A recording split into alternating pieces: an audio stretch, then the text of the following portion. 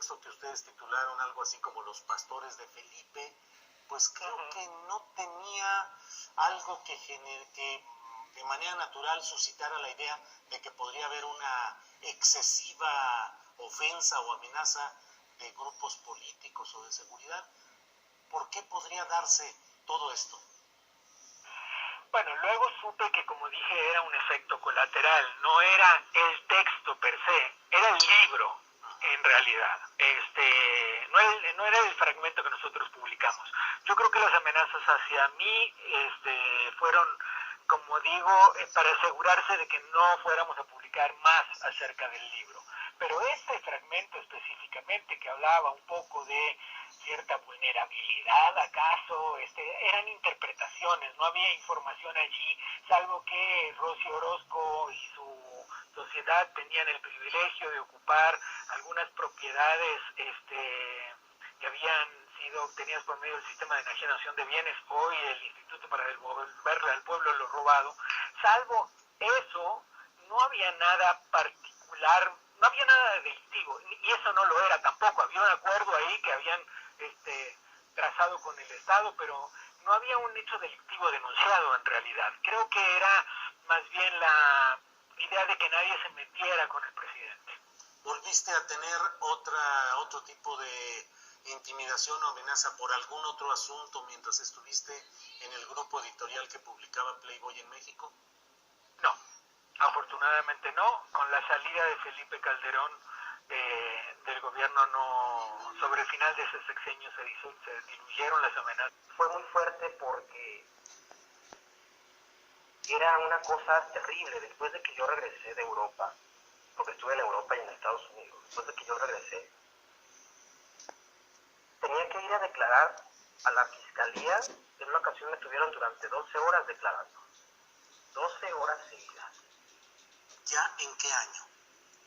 Estamos hablando en 2013. Cuando 12 yo horas para regresé, que dijeras, para que hablaras de qué. Para que hablara de lo que me había pasado, para que mostrara las amenazas.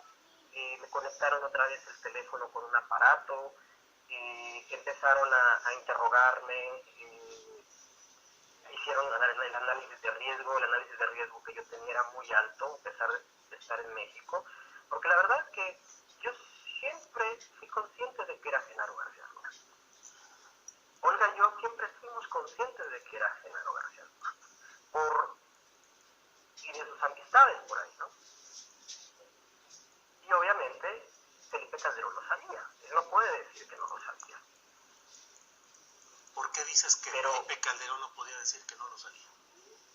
Porque Olga platicó con Gil Suárez, Olga platicó con Alejandra Sota, porque a través de otras personas le mandamos mensaje, y Olga le mandó un mensaje al presidente. Obviamente lo sabía. Él era la gente más cercana, y que estén amenazando a un periodista por hacer su trabajo es demasiado grave, porque entonces no existe libertad de expresión, ¿no? No te podrá gustar lo que se escriba, pero él no puede decir que no lo sabía. Él lo sabía perfectamente. Edgar Monroy, ¿qué tenía ese libro, Felipe el Oscuro, que provocó todo esto que nos estás platicando? Mira, Felipe el Oscuro es un libro, es una investigación, como les mencioné, de 2 años de trabajo, de entrevistas muy interesantes, de datos duros, de colusiones entre gente del gobierno. Yo creo que en realidad les molestó mucho que Olga los pintara de cuerpo entero, que a pesar de que no sabían a bien que tenía el libro, estaban preocupados porque saliera, ¿sí? Olga viajó mucho por México, hicimos muchas entrevistas, y es un libro polémico porque tiene mucha información complicada. Yo hace un par de días lo volví a revisar el manuscrito.